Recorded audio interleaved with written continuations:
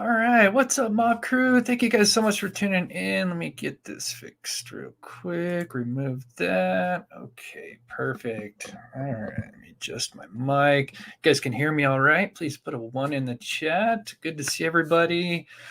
Today we're going to be going over some the Stephen Smith case, go over some the second autopsy that was performed, and then also we're going to look at retracing Stephen Smith's steps. There's an interview that his sister did, Stephanie, his twin sister, and she did talk about some interesting things that happened just prior to his homicide. So we'll kind of talk about that, and then look at some of the clues at a different under a different light. And of course, we have Steve, who I'll introduce here in a bit, and he'll help us go through some of these clues.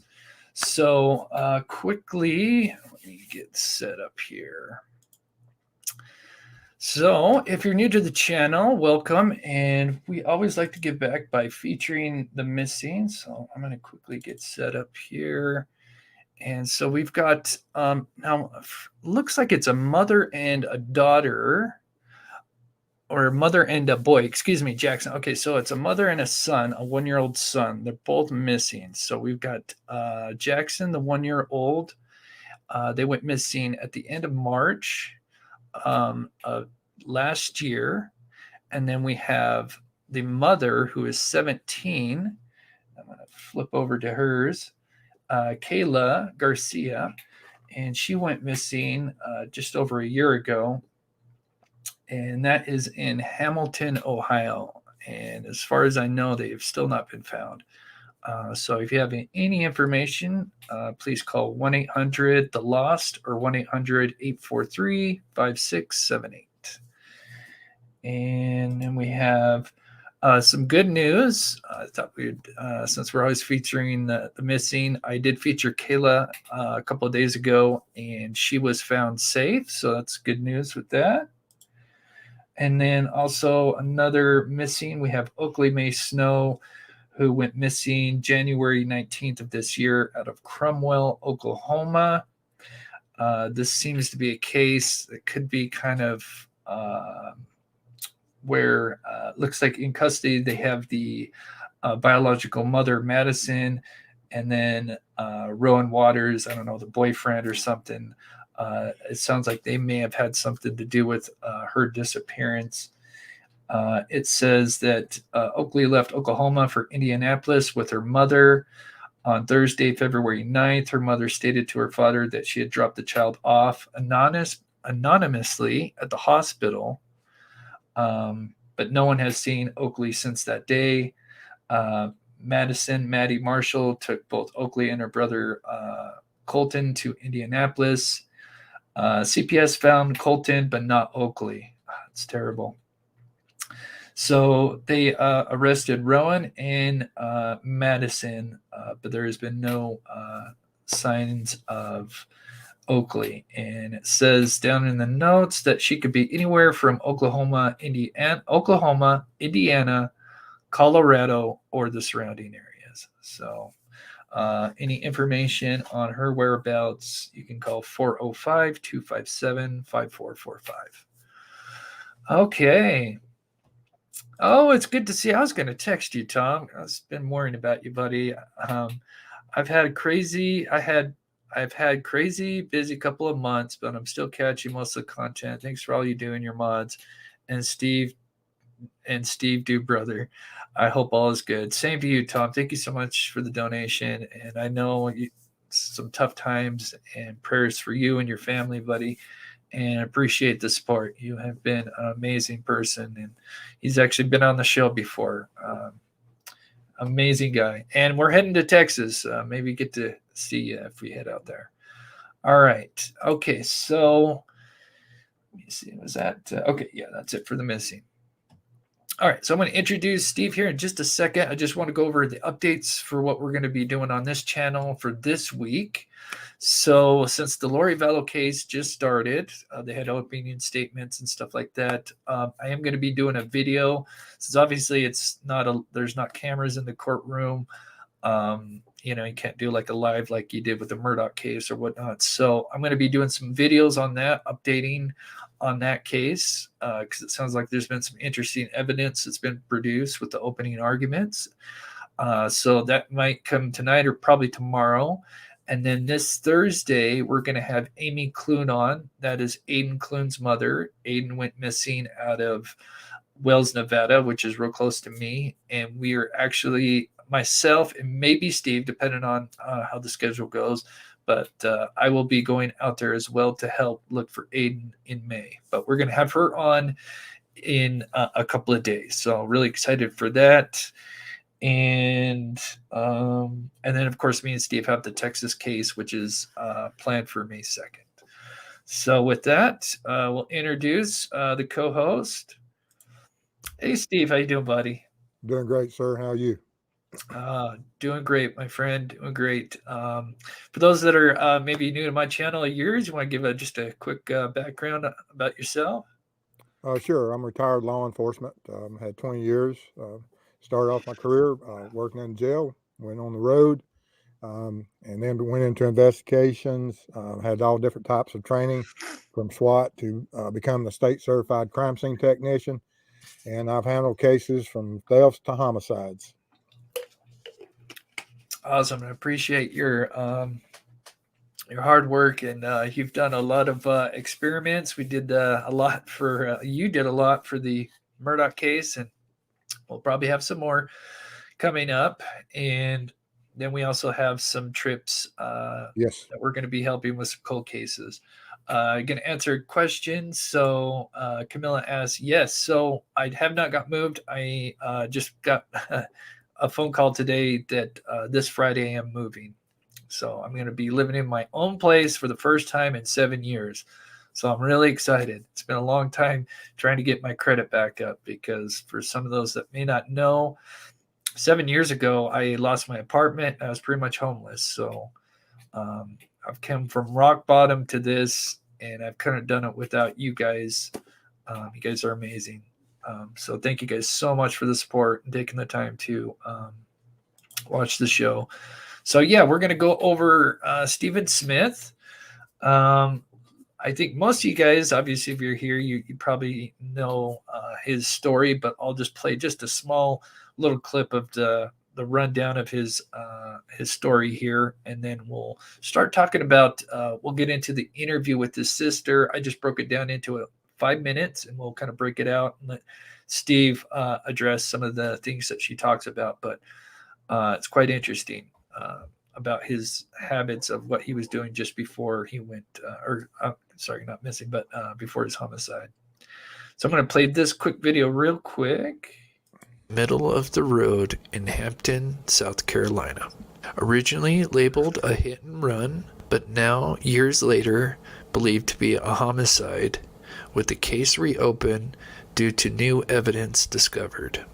On that night of July 7th, Stephen Smith supposedly ran out of gas and began walking, and at some point was possibly picked up by another party. Sadly, whomever Smith encountered or met up with had ill intentions, and Smith's life would be cut short. But did Stephen Smith really run out of gas? His body was found approximately 3 miles from where his car was abandoned. But there was some major red flags when it comes to his car and how it was discovered. First, you have Stephen Smith's wallet that was left inside the car. Who would leave their wallet if they were going to get gas? Second, why would you open up the gas cap unless you were going to fill it up with gasoline right then and there? Also, it appears as if the car was parked just after making a U-turn. This, I believe, is a major red flag, as why would you be driving one direction and say possibly run out of gas or have a car malfunction and make a U-turn and then start walking the opposite direction you were heading originally? Okay, so we'll leave that there, and we'll talk about the car and stuff towards the end, Steve, and we'll kind of focus first on the Bobcat landing in the interview. So I'm going to play the first part of that, and then I'm going to let Steve kind of do his thing. And So we're going to go ahead and play the interview with his twin sister. And before this, she kind of talks about how she pretty much, him and his sister, obviously being twins, they're very close. And she would go hang out with him. And so she kind of knew a lot of his, his friends, what he was doing. And so she does an interview of, forget what day, but obviously I think a week into the investigation. And this interview, but she talks about what happened prior to his homicide. And I think it's very interesting. Same semester, so he had to do summer.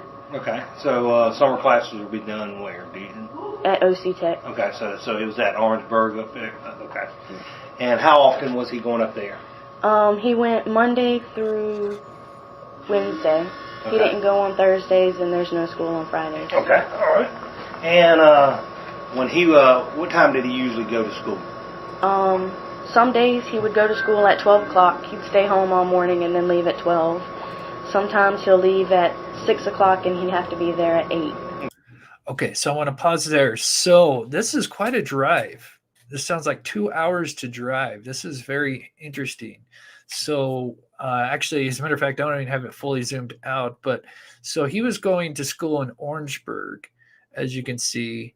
Now we have Bobcat Landing, which is almost kind of in the middle between his home.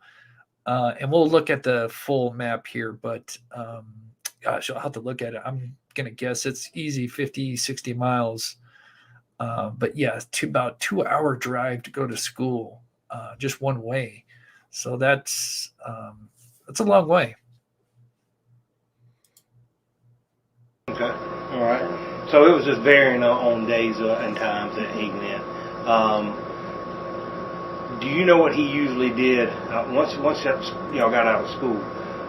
Do you know what he did throughout this part of the summer? And was he telling you where he was hanging out or what he was doing? No. Well, my mom said he started going over to her house. He would skip school some days and go to her house and stay there until 2 or 3 o'clock in the morning.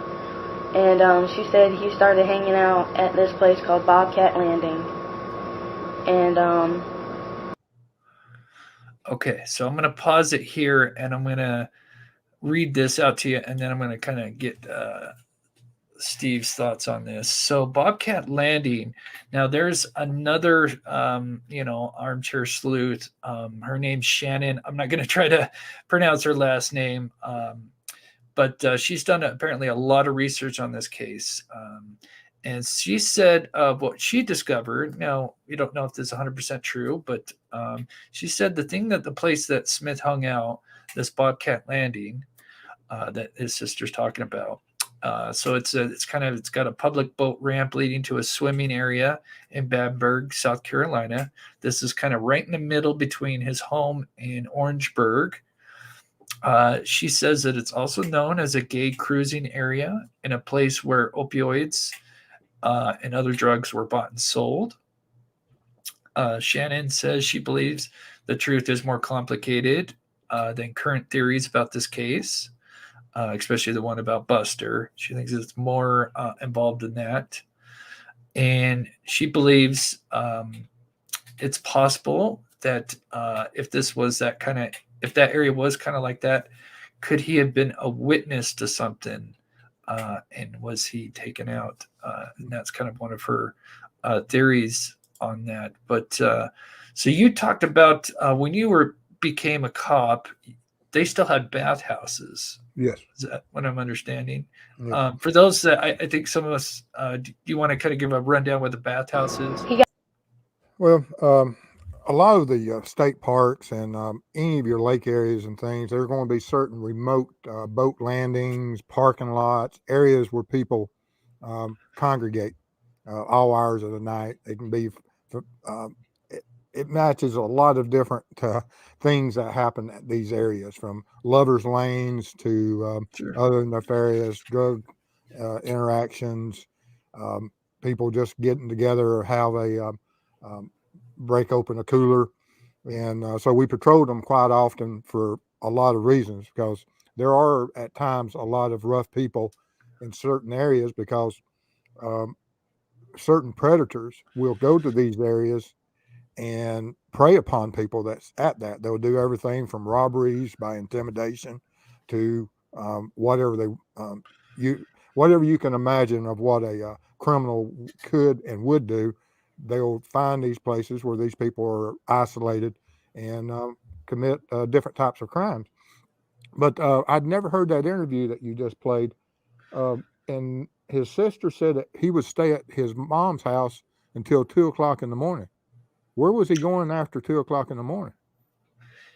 Yeah, she doesn't That's an say odd time to. Well, who in his life was active at 2:00 in the morning?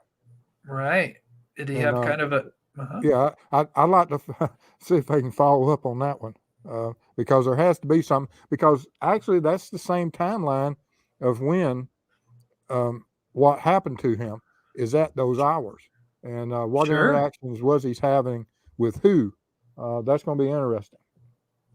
Yeah, great catch. Great catch. Ruthin DeSluthi, Ruthie DeSluthi. I love that name. Thank you so much for becoming a member. I forgot to mention with having Steve on, any donations, everything will be split 50-50 between me and Steve. This is going to go towards our cold case trip coming up in a few weeks. So appreciate all your guys' support. Thank you so much. That's so awesome. So there's even some more things that with this Bobcat landing that we're going to learn.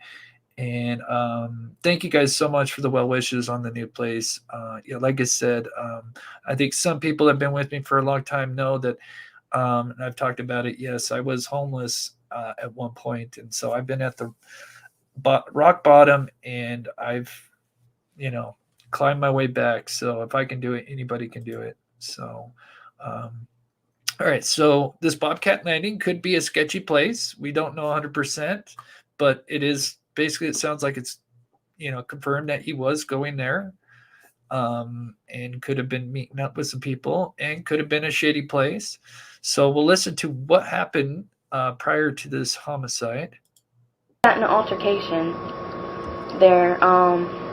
This is what my sister, it's on her phone, it was text messages between her and Steven. And he was asking her to come help him because cops got called out and he was getting an argument with somebody. I don't know exactly who it was, but I know it was around this same exact time that this incident happened. Okay, so It was July 4th. July 4th. So it was over the July 4th weekend. Yes. All right. Now, Stephen was openly gay. Is that correct? I mean. So what do you think of that, Steve? I mean, that's interesting. That's July 4th, over July 4th weekend, July 3rd, 4th. The 7th was Monday or Tuesday. Well, I know that law enforcement should have, and hopefully they did, that they were able to get there and identify all these people. And I'm sure these people will have been called in for some type of interview because that puts them at the most certainly as a top 3 people to interview regarding his homicide, and for a lot of different reasons. Because how many people do you have an argument with that 3 days later is found in the middle of the road? So that would be an interesting call to follow up on. Yeah. Now, this is interesting, Mary. Thank you for sharing this. Overnight camp reviews. Yeah, because I was trying to look for reviews about this place. Actually, I was trying to look up some, like, there was any kind of criminal activity. Well, I went there, and I didn't see That's right. campground on there where this landing is. So this might not be the right spot. Yes, where I went in Bamberg, which is alongside that, there's no camping area. Now there's a little place I'm sure where people they have a burn pit there. There's a little glade area of grass, but I didn't see any camping areas or anything. Now there may be another part of it that's separate from this landing area. But yeah, Mary, let me know if you know if that's for sure this Bobcat Landing or if that might be a place nearby. But that would be interesting if there was reviews just to look at and see what they think. But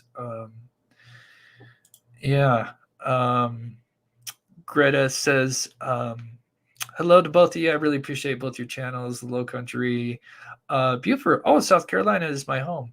Oh, interesting. Yeah, right there.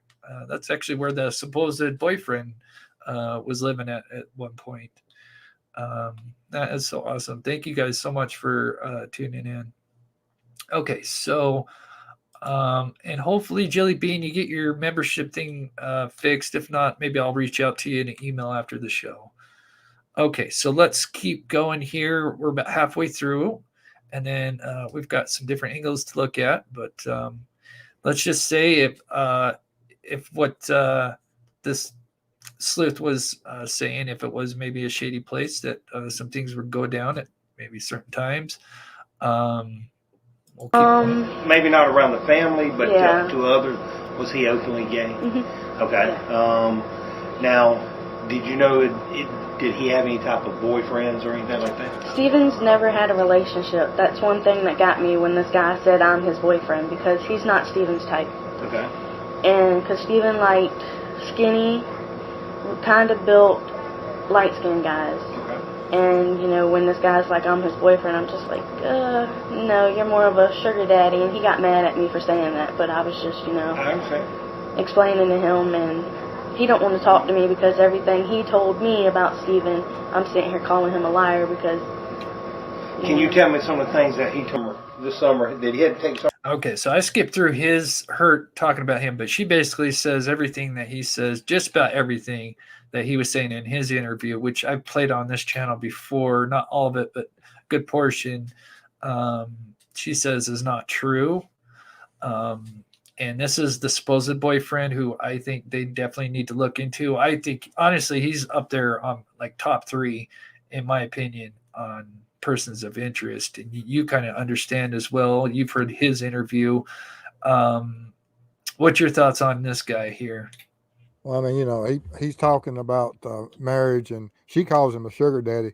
I have some other names for him also, of the way that he spoke about Steven, their relationship, and him gaining him access almost as if he's trafficking Steven, which I don't know if that was a relationship. Oh, Steve? There was more. Steve? Uh-oh, going in and out. Yeah. Yep, going robotic on us. Okay. Let me go out and come back in. And yeah. Yep. Okay. This doesn't happen often, but technical difficulties do happen. He's going back out, and we'll reset him back in here. Let's give me a second, too. Thank you so much, Ashley B., for gifting 5 memberships. And thank you, Let Me Know mods. We got the best mods in here. While Steve wait for Steve to come back, please hit that like button. That really helps the channel. And let me get caught up in chat here. That is so sweet. Thank you so much, Ashley B. Let's see. Yeah, so we're going to talk about especially the iPad. Thank you, Danny, for bringing that up. That is because from what we understand, they've searched the iPhone, but the iPad got sent to like I can't remember, like a private company or investigator or something, and I guess it never got searched, and so they barely get the iPad back, which is just a tragedy because it could have had like evidence that they needed to of Steven's whereabouts. All right, Steve. Is it better? Yes, much better. Okay. But like I said, she's Steven's twin, and she knows more about Steven than any other living human on this planet. And she knew what he liked, and I'm sure now he probably did have certain secrets from her, but of anyone to interview, she'd know more about his life than anybody. And so we have to give more weight to hers versus someone that possibly had some type of a relationship with Steven that is more in the suspect side of what could have happened to him. Interesting. Steven, because they drive a narrative. Bad guys, regardless, whatever his intention was of this ex-boyfriend, he was in a relationship that wasn't good for Stephen. Yeah. And Stephen Bigelow, I'm going to get to your question. I've got it for Steve in a certain segment towards the end. But yes, that's a great question, and I do want to ask Steve his thoughts, and we'll get to that towards the end. And I kind of agree. It's a possibility that this so-called boyfriend could have been trying to pimp him out. And Steve, Steve, me and him talked about that. That is definitely a possibility that he saw dollar signs and was going to try to maybe use Stephen. I'm sorry.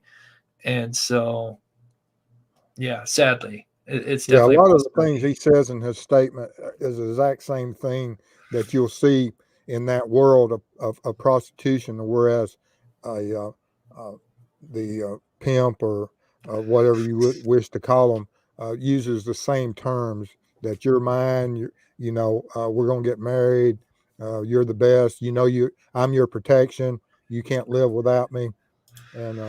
And so there's a lot of common things that he says that is the same verbiage used by other people that traffic humans. The so-called boyfriend, maybe a pimp or just a fraud. Yeah, it sounds like when you listen to his interview, he's very shady, and for some reason, after listening a couple of times, the one thing he tries to imply to these detectives or highway patrol is that he can't drive. I thought that was interesting. I didn't catch it the first time, but then when I started listening to it, I noticed it was very interesting. He always kept implying that, he can't drive because he's got some kind of brain damage from either it's because he takes NyQuil or Seroquel, excuse me. And then, of course, he was a big heavy drug user. He's 40 years old at the time of Stephen's homicide. All right, so we're going to keep playing this, and then so we'll still stay on the Bobcat landing for a little bit and talk about this possible shady stuff going down, and it'll lead up to his wallet and classes this summer as well. You said he started acting real funny about his life, I guess, about what he was doing, and it was about 2 weeks prior to his death. He was acting a little secretive. Okay, so he was becoming more secretive then, and then was that with the whole family, including you? Yeah, that was with the whole family. It's like my sister would call and ask him to take her places, and he was acting normal, and then he started coming home late and going to Bamberg all the time, and that was over the past 2 weeks. And when you say he was going to Bamberg, did y'all know where he was going at in Bamberg? Nobody knew? No. Does your mother know? Did she have a... So I would assume if he's going to Bamberg, Bobcat Landing is right at the north part of it. Yeah. Just half a mile outside the city limits or so. I mean, it's just, yeah. Or the big sign that says Bamberg anyway. Yeah. Any idea? She said that he was hanging out at Bobcat Landing, but then again, she said sometimes he would take Highway 70 and go to her house. Okay. On the night that he died, or the morning that he died, had you talked to him at all that day? The day, like before he left that day. Okay, so we'll play this and then we'll go to the wallet thing that I wanted to talk about. This is the last minute, but so this is his last movements that we know for sure. And this is the gas station. We can see Smith's home's not far away. He goes to an Exxon to get some smokes for his father. And then when he comes out, his car won't start. And thank you, Psychology of 9. I have no furniture. I want to be honest with you. All I have is bedroom stuff because I haven't had my own place. So I wouldn't have a living room when I move in. It may not be a bad idea, but thank you. You guys are so awesome. He was at Bronson Exxon getting cigarettes for my dad, and he called me and told me his car wouldn't crank. What time was that? It was about 5:30. In the afternoon? Yes. Okay. And so I checked his car. I went to go jump it off, and it's like somebody loosened his battery connections. Okay. Like unscrewed it and loosened them. So I tightened them back up, and I followed him all the way home. He hopped in the shower, got out, and left at exactly 6 o'clock. Okay. And that was the last time. Did he say where he was going to? No. All right. Over the 2 weeks, did he give any indication who he may have been hanging out with? No. Did anybody that you... Okay, so that's, I mean, there's a little more to the interview, but that's as far as the relevant stuff there. So just to stay on with the Bobcat landing, and then we'll switch gears. Let me get rid of this here. This. And what do you think about the do you think that's possible? Somebody was tampering with him, and maybe there was somebody that... Well, if she says that she had to retighten the cable assemblies of those little clamps, I mean, you know, there's several ways they can get loose, but if they're loosened by a wrench and you have to retighten, that's extremely telling. Sure. Also, we have to look at, you know, she says he took a shower at 6 o'clock. Well, you don't take a shower to go swimming in a creek. That's true. Yeah, you take a shower to clean up, go out, and Yeah. You don't go. You know, you don't need a shower for a creek. You need to shower after the creek, but not before. Interesting. So, just a possibility if he made it to Bobcat Landing, because he leaves at 6. There's a lot of time before 6 p.m. and then when his body's found at 4 a.m. Could he have went to Bobcat Landing? And let's say, you know, this is a spot that could have some shady individuals that or shady activity that was going on. Could his wallet have been placed? So his wallet was found on the passenger side. Some think that this is placed there intentionally. And I could definitely see that, especially you're at a place, you're going to be in the parking lot, you know, you're parking your car, you don't want to leave the glove box in case somebody busts a window, that they're going to go for the glove box. I've had my car busted in too, and they went right for the glove box. It's just, I guess, habit for whatever reason. So I thought it was interesting that his wallet was placed, if it was placed there. Let me know what you guys think in the chat, but that could make sense. He's going to his place, and it may not be Bobcat Landing, but he could be going to a place that is where he doesn't feel safe to keep his wallet with him. Thoughts on that, Steve?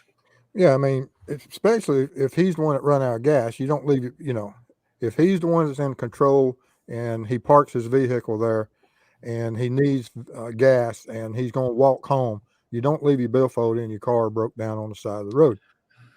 If you're going to be swimming or if you're getting out of it, yeah, he could store his, you know, try to hide it over there. But there's several different possibilities of why that billfold got there, Sure. or was left there. Yeah. But the way it's positioned, but you did do an experiment, which which you did today, and Yes. we're gonna look at that later. Another possibility, but Teresa says, "Well, it appears staged, could have been," and we do have a second alternative to that, which people are already suggesting. They're already naming it. That's funny. Yeah, they're on to it. You guys are so smart. So yeah, we'll look at that possibility in a little bit. What you guys are naming, because yes, I'll give Steve the credit because he did look into this. But so let's just take a look at his car here. So this is the rear front seat. He had some books up on the passenger seat there. And then his back rear seat, he's got another book. It's got a lot of, I mean, typical teenager. My car at times looked like this. He's got a lot of oil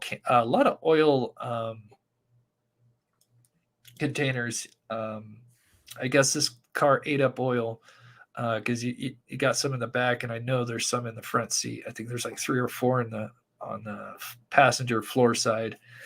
And then on the driver's side, we can kind of see on the passenger side here, looks like they pulled it. Oh, do you see that? That's actually the wallet pulled out. I just realized that. You see that? That's the wallet. Yes, open, laying on top of the Yeah. So whatever. they pulled out the wallet. So they yeah. Yep. And that's the thing, is that we're only seeing partial photographs of, they probably have hundreds. Whenever you process a vehicle, it's nothing to take 100 different photos, because as you open things, move things, you photograph what's under in layers, and you take things out and place them, bag them, tag them, and keep your normally. Now, I'm not saying this is what they did, but normally Yeah. in the following certain procedures in crime scene investigations, you would, for the fact that you don't know what is laying under a shirt, a book bag, a book, under a car seat, and because there's great hiding places in vehicles sometimes that people have, that they'll hide money and other things. Yeah.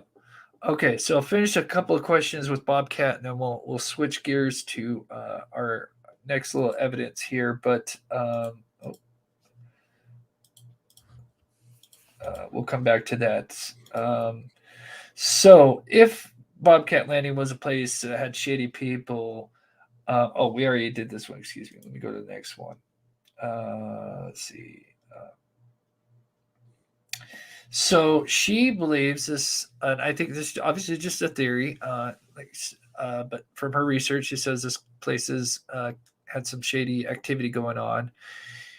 She believes he could have been just fell victim to being a witness to seeing something go down, like a deal gone wrong, or just a deal, and he saw something he shouldn't have. Have you been a part of an investigation like that where somebody was, sadly disposed of because they saw something they shouldn't have?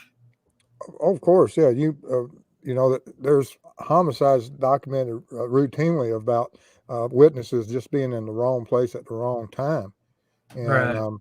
and or just being not, the crime that they're witnessing may not be of someone else having certain things occurring to them, but they'll take it out on certain individuals they think are weak, whereas they may be in a certain situation, but they'll find somebody weaker and then they'll prey upon them even more so.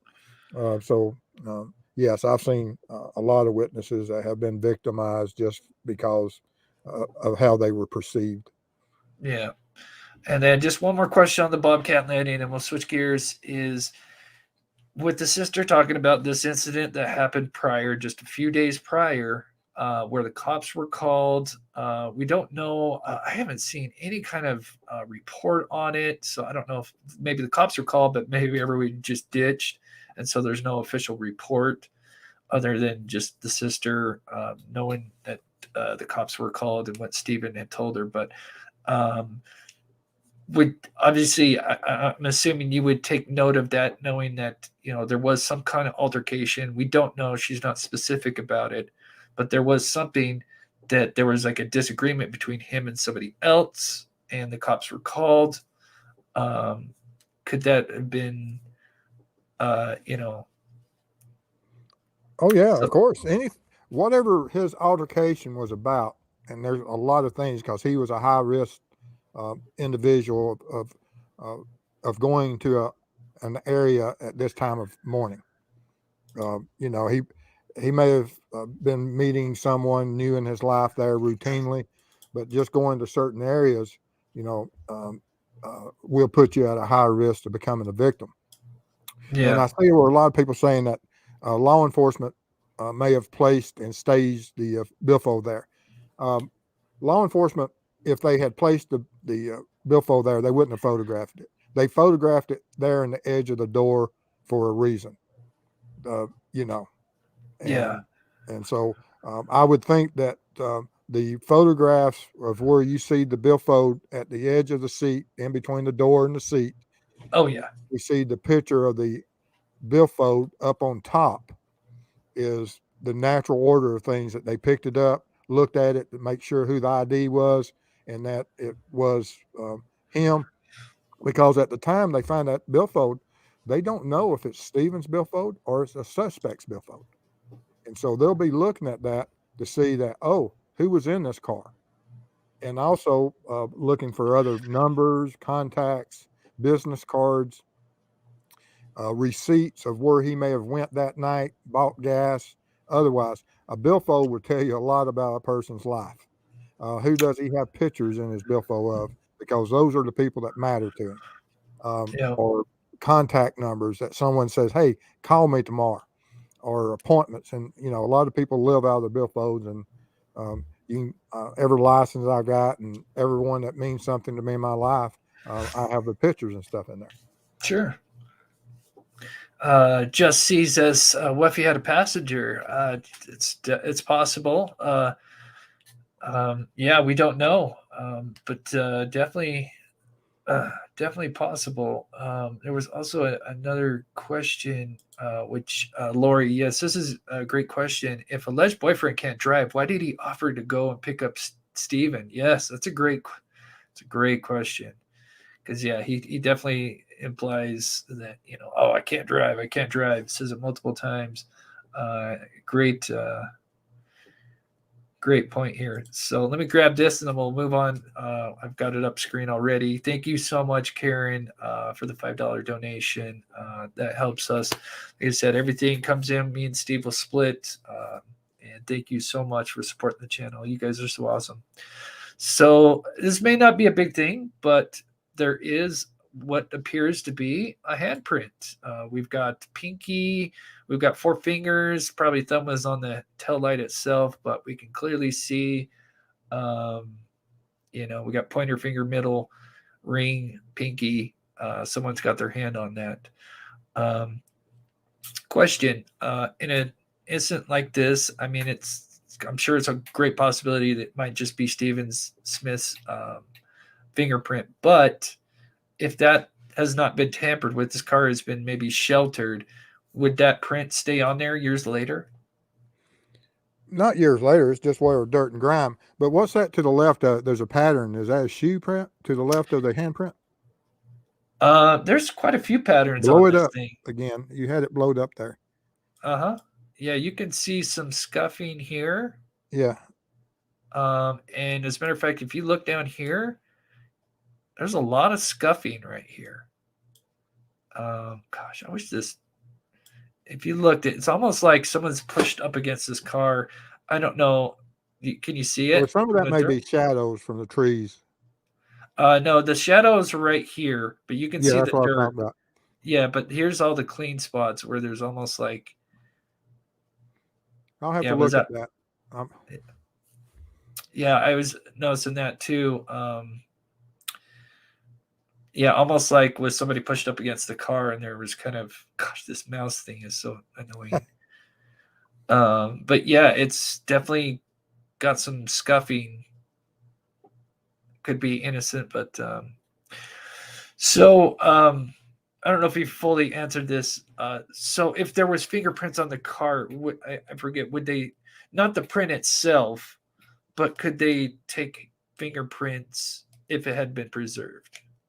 Of course, yes. I mean, it depends on the environment and that it's kept in, out in the weather, sun, and what can happen to the oils and that create certain prints and things.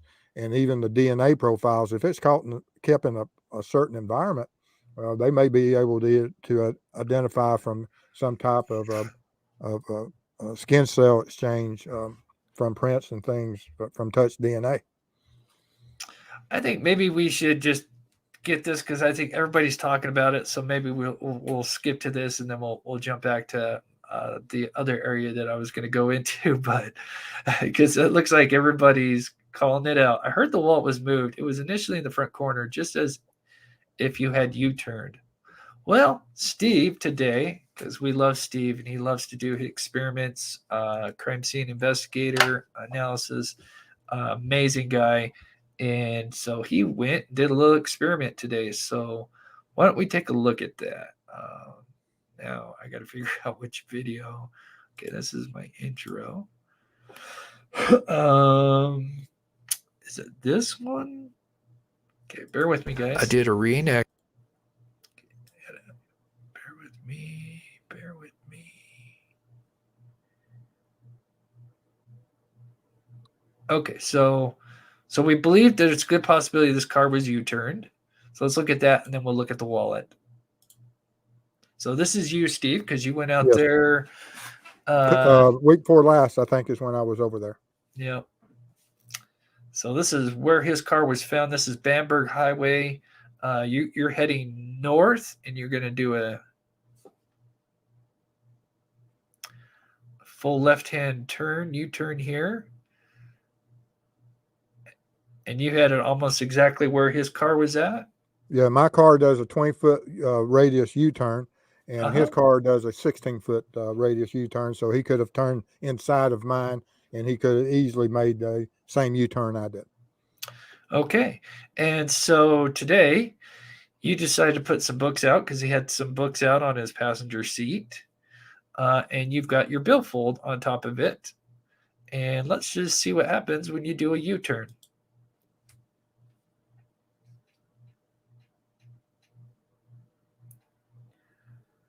Whoop. And where is it at? Oh my goodness. And then you do it once again. Yeah, I do it. Yeah, I did it probably 4 or 5 times, but these are the two I just, it did it every time. I mean, it's not a big deal. And yeah, so let me see if I can. Oh gosh, I don't know if I should have done that. Oh, okay. Screen. Save that. Okay, boom. Yeah, so amazing because everybody was mentioning it, so I figured maybe we'll just skip to that. Yeah. I mean, that's an alternative possibility, and more, if the car was in a U-turn, and if he went there to meet somebody, then absolutely that could have been it, or it could have been sitting in the seat and he threw his books in, it pushed it over to the edge, or he could have flung it over there or hid it there to protect it. There's so many different variables. Yeah. Oops. Let me get these two out of the way.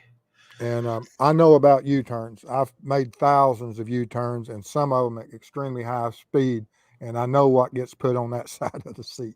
I've had thousands of items thrown over in that corner, from my reports to whatever type of whatever was sitting in the passenger seat. That's where it always gathered.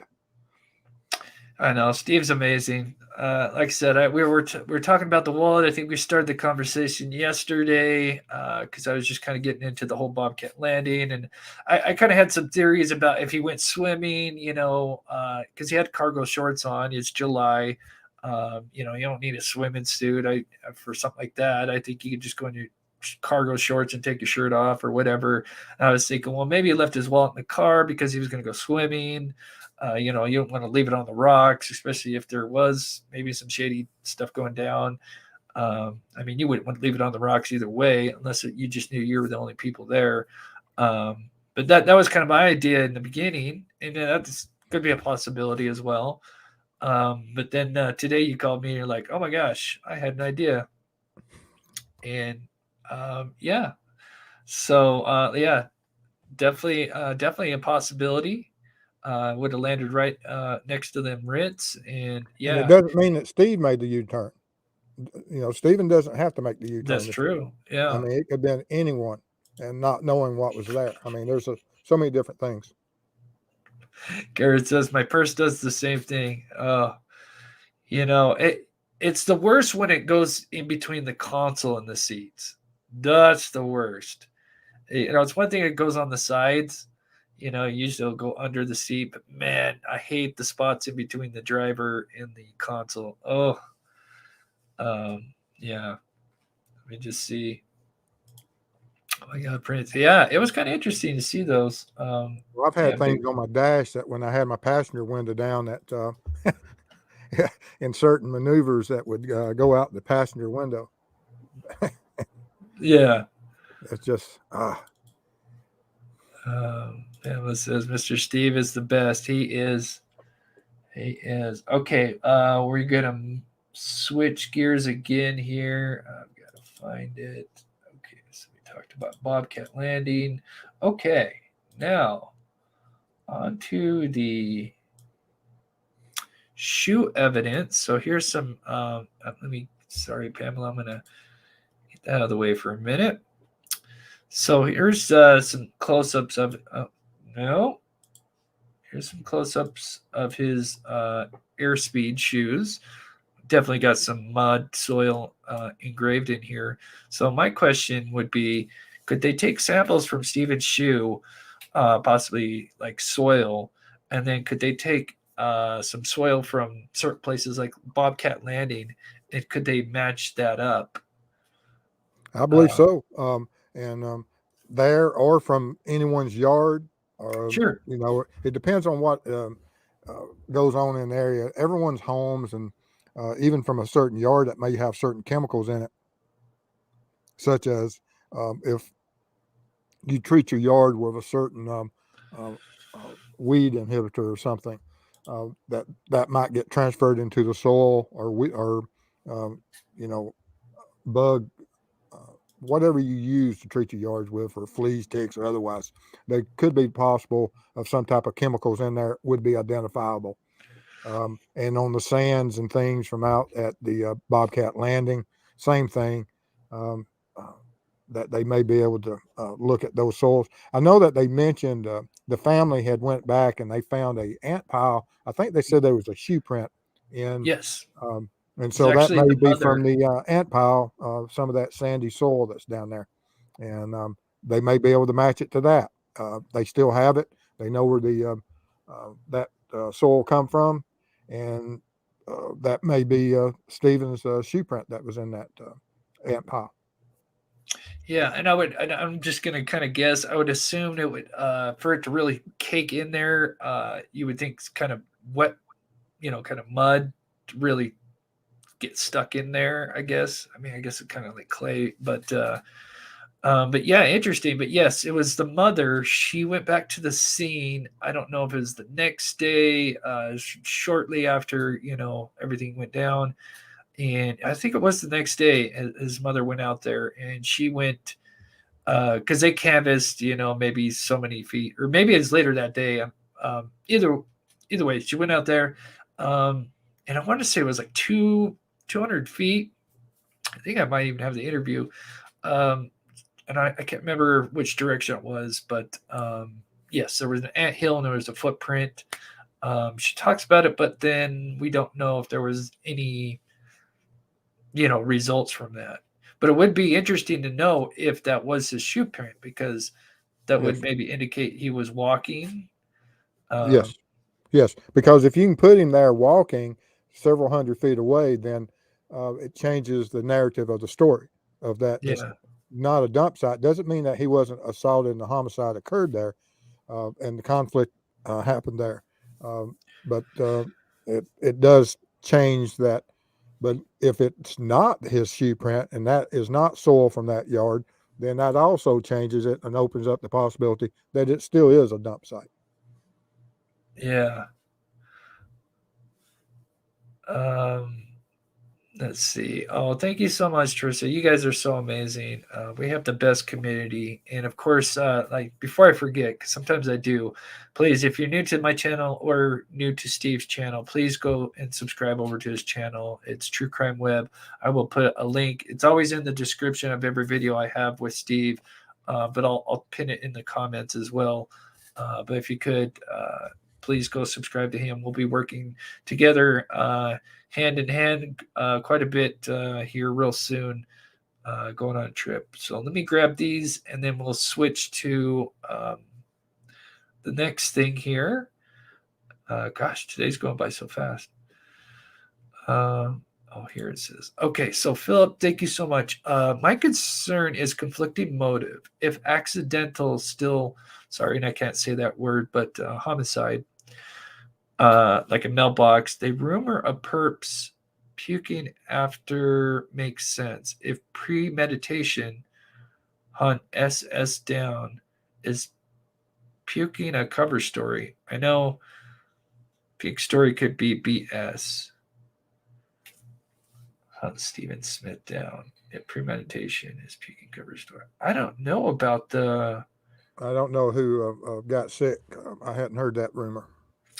Yeah, sorry, Philip. I wish I have not heard that. If you could email me and let me know so I could look at that story. I'm sorry, I have not heard of that. That would be interesting because you could take. Can you take? I mean, I know I hate to get on this topic, but puking. You could. Can you take samples from puke? Can you get DNA out of Yes, puke?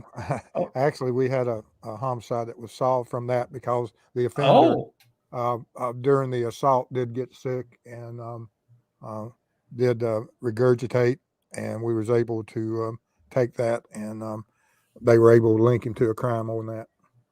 wow. Interesting. Yeah, sorry, Philip, I can't answer your full question, but that's a great point. If they did have that. Did somebody, Badger Mama, thank you so much for becoming a member. Somebody, oh my gosh, somebody gifted memberships. Who was it? I've got to catch up here. Um, Hilarious too. Oh my gosh, Hilarious too. Thank you so much for the 20 gifted memberships. That is so awesome. And I try to put out quite a bit of content for my members. Steve does a lot of live shows. I do try to do 1 or 2 shows at least a month, and then I do a lot of like side content for my members. And then with our road trip coming up, we're gonna have tons of behind the scene content. So thank you guys so much for the support. So switching gears here. And so this is a question that somebody had at the very beginning. So with everything that you've seen, Steve, with the crime scene, with the body, clearly the body was staged. I think we can definitely agree to that. Car, most likely, to some point, maybe. Do you think this points to more than one person? Um, Man, that is a hard question. Um, would Because I Yes, understand body. if Okay. it would take, if the car is staged, it's multiple people because you have to get it to the location, then someone has to follow you and then pick you up unless you're in the immediate area. Oh, that's true. Yeah, because then you got to put the keys back into his thing. Because obviously, to get in Yes, the and car. you have to transport him there.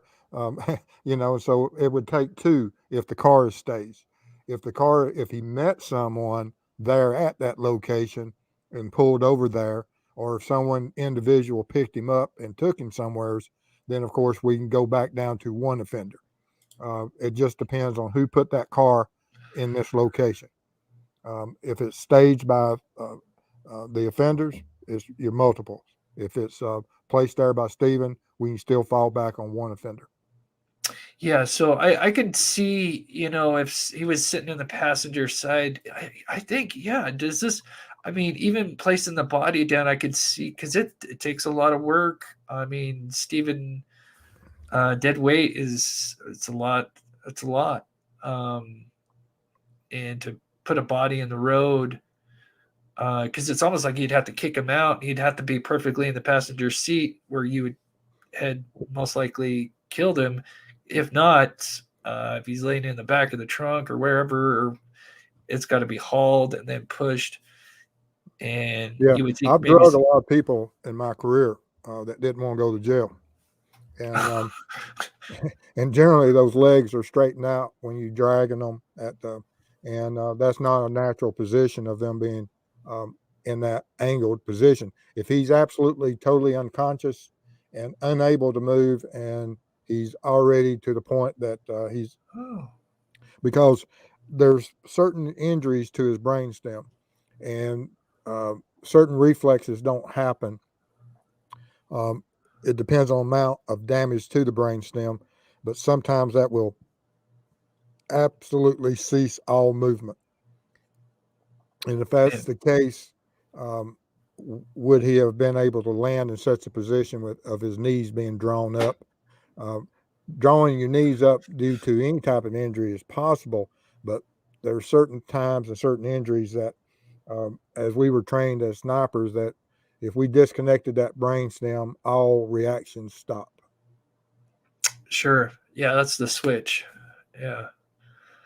Mary says puke equals the part with the tipster Darren Williams and his stepson in the confession. I don't remember puke being talked about that. And I have those documents.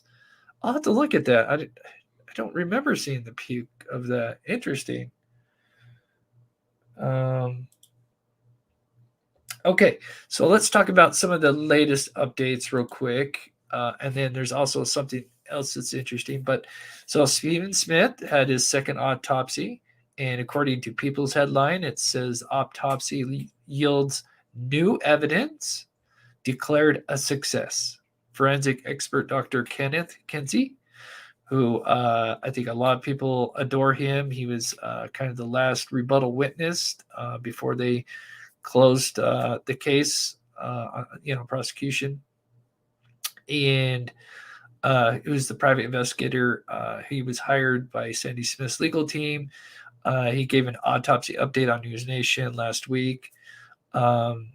He says, it's kind of weird. He says, I do know it was a success.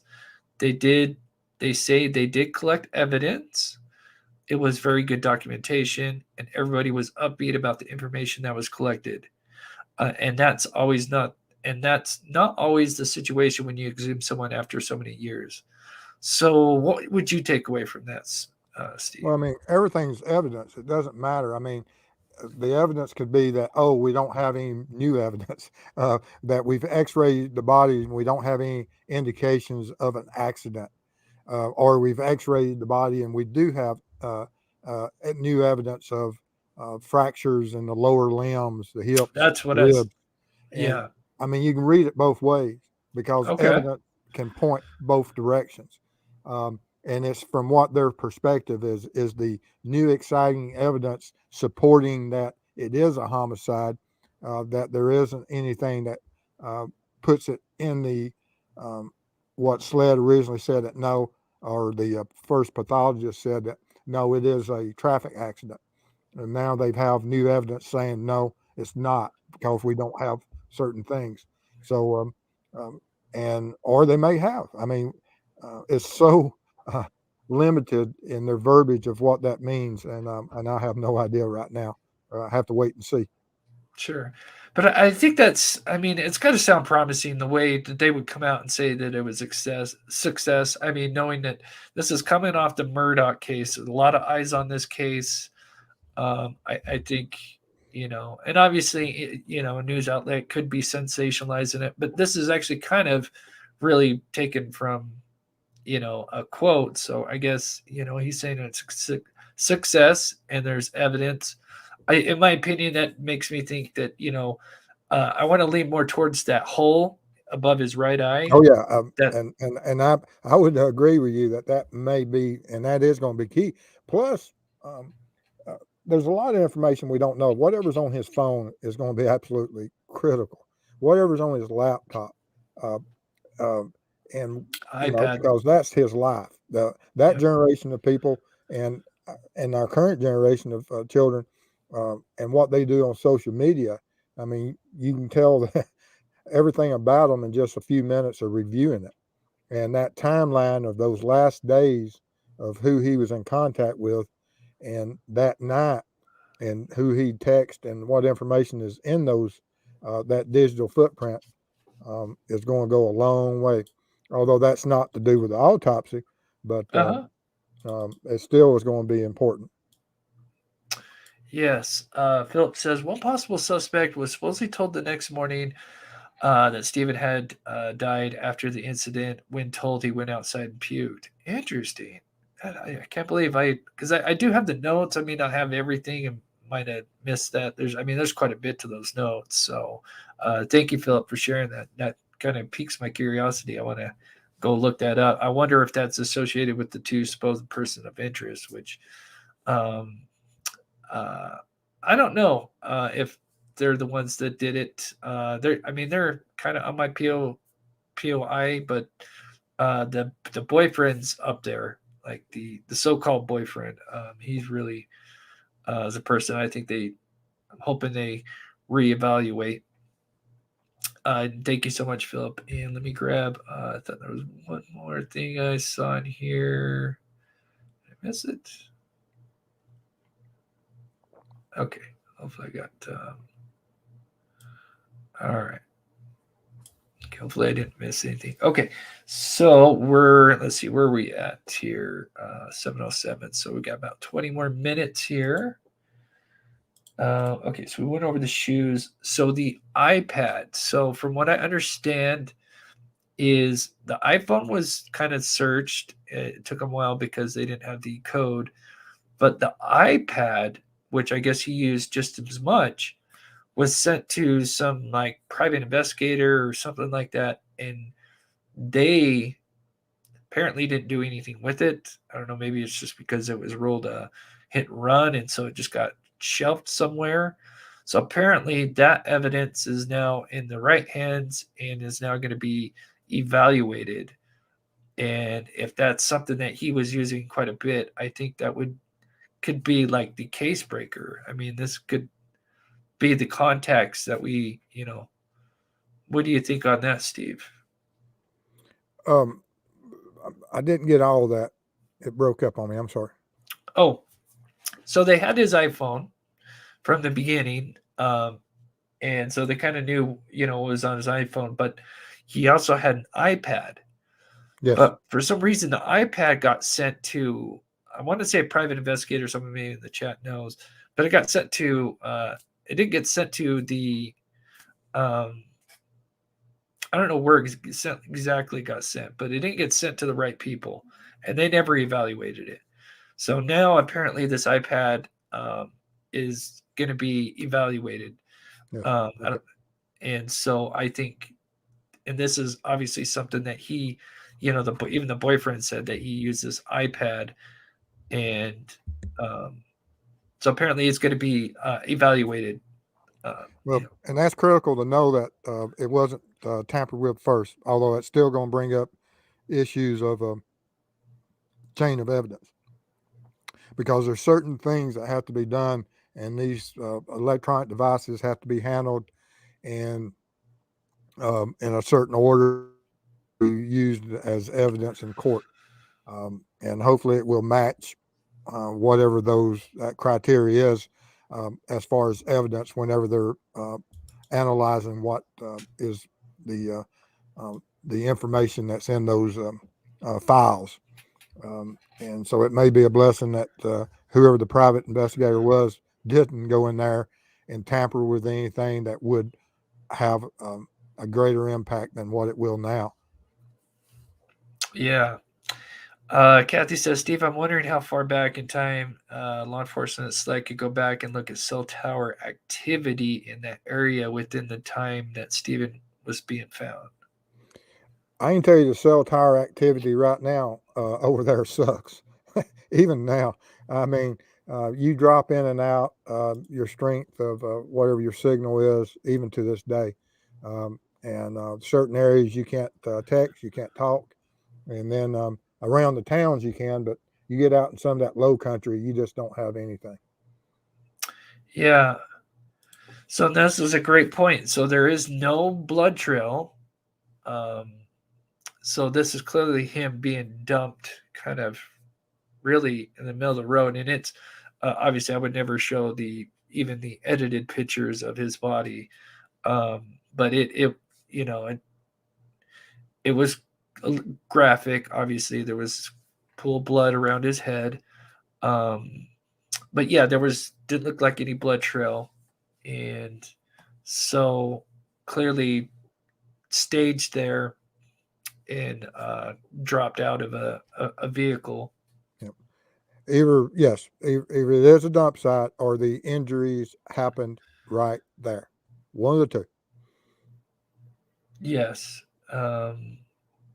So if you guys got a few questions for Steve, we'll try to get a few in here. Okay, yes. Mary says, iPad was in the hands of a private detective. That's right. By Sandy Smith's lawyer, Mr. Savage. Don't know if SLED has it now. So, yeah, so I know I read or heard something that it's going into the proper hands, which, because from what I understand, they just didn't do anything with it because maybe it was ruled hit and run. But I think this iPad could yield some really interesting evidence, in my opinion. So,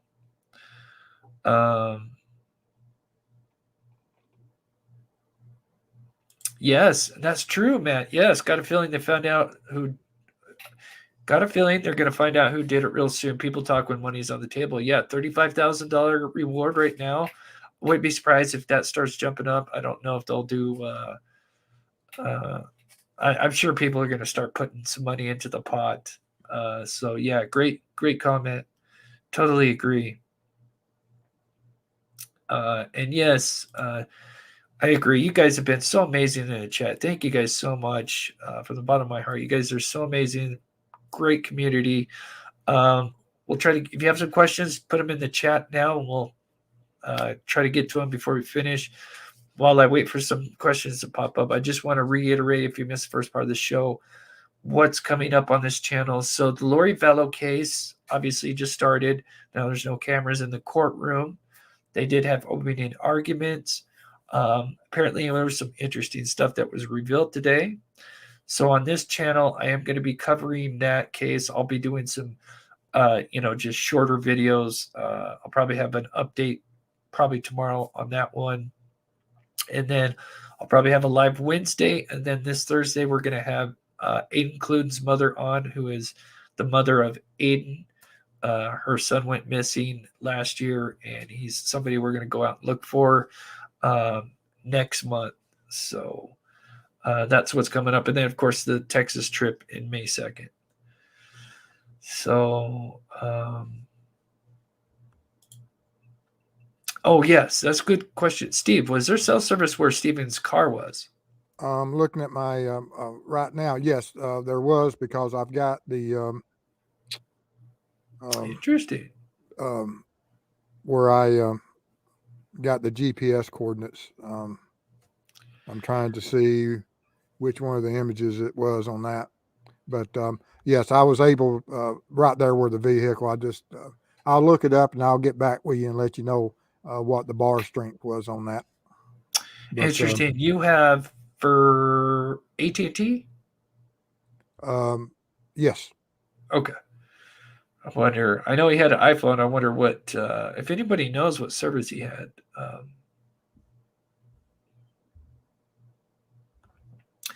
see. But yeah, I took some where the elevation was to see if the car could have been.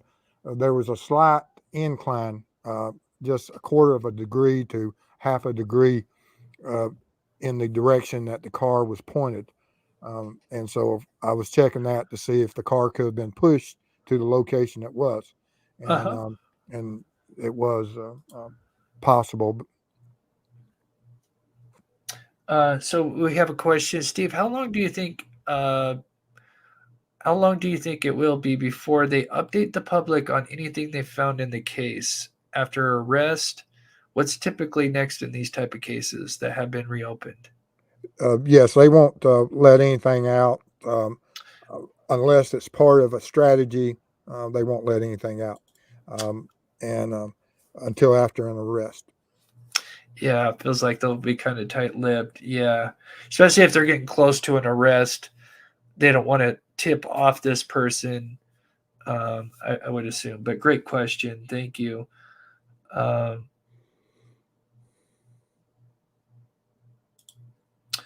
he says, oh, no, I missed it. Amy, could someone have been chasing his car and he made a quick U-turn? Anything's possible, but they got pinned in. Yeah, but yeah, it would take multiple vehicles to pin him in, because he could have just drove straight out, because I did. The sides of the roads over. Sorry, finish. No, the sides of the roads are very drivable and firm with the grass. This is a great question. Oh my gosh, this is a great question.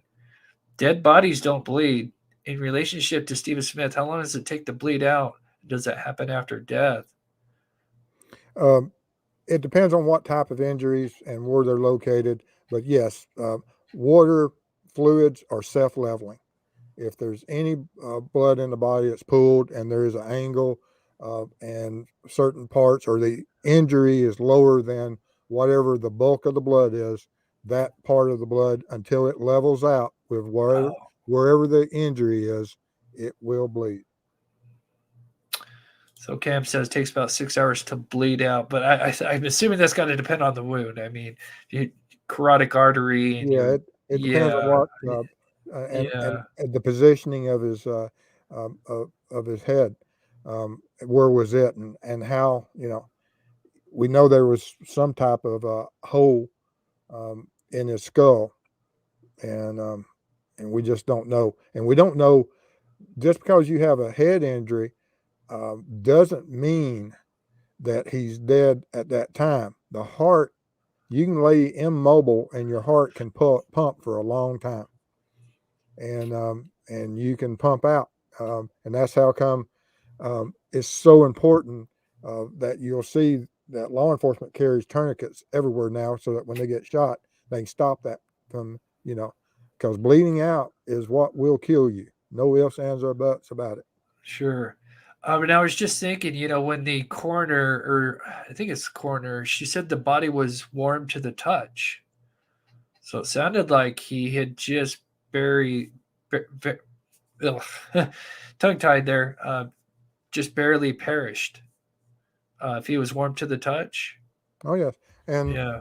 from some of the timelines of where it's being mentioned, and they'll know if they gotten to the phone, and of course the boyfriend says that he was talking to him up to just minutes before the 4 o'clock mark, and so that's quite interesting. And what truth is there, we don't know right now. Yeah. Is it confirmed that the evidence was found at Moselle? So they don't say. They just said this is how they worded it, because I've looked at this many times. Is there was evidence that was discovered while investigating the homicide of Paul and Maggie. That's and I don't know if they used at the Moselle property. It might have been in there, but it's just evidence that was discovered during the investigation. It might have had Moselle in there, but I can't remember for sure. But we don't know. In my opinion, I think it's some kind of communication, email or text. That's just my opinion. I know the bat has been brought up, but people got to remember the bat thing only works for so much because there's the hole in the head. And I think that's why this second autopsy is going to be huge, because if he has, like a 1-2 inch hole in his head, what caused that? A bat, I don't know if a bat can cause, what could be like a bolt going into your head, or I don't know if you want to share your idea, Steve, or hold on to it. Well, yeah, there's so many different possibilities out there, and which was that part of what the autopsy was able to, confirm or not. And so, yeah, we'll see where it goes right now. Jill says, I'm trying to find the interview of the cop that called in for Darren Wilson to report the hit and run and puking. I know it was Fit News. Okay, Jill, thank you so much for the donation and all. I do have that Fitz News articles and stuff, and maybe it's in there. I just overlooked it. But yeah, you definitely piqued my curiosity that's mentioned this. So I will definitely look into that. Thank you so much, Jill.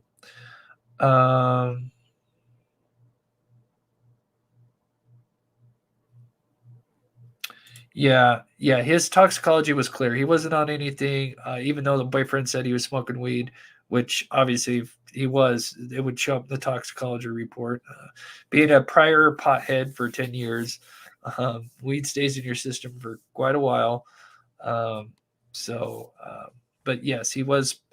If that Bobcat landing was a sketchy area, he could have been hanging out in some shady spots and could have witnessed something, or maybe just somebody didn't like a hate crime, and then they followed him on his way back home, and maybe he did run out of gas, and maybe the car itself wasn't staged, and then he tried to book it and it was over. So many possibilities, but I think with the iPad coming up, with it being searched, the new autopsy, I think we've got some promising leads that are coming up. If you see any, Steve, let me know. We got about 5 minutes. We'll get a couple more questions in. Sure. A tire iron could have made that hole. Yeah, because it got the. Well, if you knew the dimensions of the hole, I mean, yeah. Yeah, it doesn't really say. I know that says there's like laceration in there. Yeah, in the report, it's not very clear on the hole. Yeah, there's a lot of things that can cause a 7-inch laceration. I've seen a lot of lacerations in my career, and they were caused from everything from bats to hammers to rods to sticks to flashlights. Yeah, if you missed our last show, I think that we did this last week, and just while we look for a couple more questions. When you visited this area, there was something that stuck out to you, and this kind of goes along with the blue paint chips that were found on his clothing. Yeah, I was looking for blue, and there's a lot of blue in that part of the country from these mailbox and address markers to address markers. Yeah, that's great. The evacuation routes. And some of these things could just be uprooted, and you've got this bolt sticking out. Which how many inches was that? Inch and a half? Inch? Yeah, it was probably around an inch that stuck out past and it was probably somewhere around a 30 cal, which would be consistent with something that might fool a coroner and a law enforcement officer as far as something that is similar to a gunshot wound. Yeah, I'm not sure if it does 7 inches. I'm not sure on that. I know the lacerations was mentioned in there. I can't remember if they actually word any dimensions on the. Yeah. No, just other than the coroner, when the officer arrives, he says that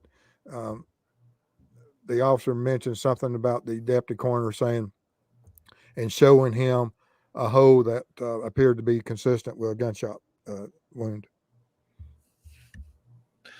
What was the weather during the time frame? Was it half moon, cloudy, raining? What's the lighting? Were you probably were you I there? didn't stay there at night, but I looked up the moon. It was not a full moon. I think it was a quarter moon, half moon. It was something, but still, I spent a lot of time, most of my career at night, and even on the darkest, cloudiest night, once your eyes adjust, humans can still see quite a distance. And on those roadways, if you're walking along them, there's no, in the area where he was found, there is a slight curve there, but you can still see for several hundred yards in both directions. And of course, sound travels extremely well at night, and you wouldn't be standing in the middle of the road. And if you were walking away from a vehicle and got struck in the back, you wouldn't have an injury above your eyes. Whatever direction and whatever caused that injury, he was looking straight at. And you wouldn't stand in the road as a fast-moving vehicle without trying to get out of the way, and you wouldn't be in the middle of the road for sure. Yeah.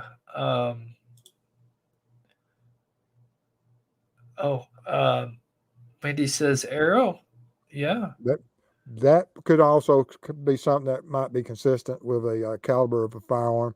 Be higher caliber, probably 38 or so. Most of the arrow shafts are a little bit. I think some of them are above 30 cal. Okay, let me make sure I didn't miss anything, any gifting memberships, because on this end it doesn't tell you. Okay. All right. I think I got some questions I could see. Wonder how hot the road was at the time of the night. Yeah, I guess it depends. Well, you got to remember in the morning when they found him, Chevy, it was like 4:00 in the morning. So the sun hadn't been really shining on it for quite a while. So,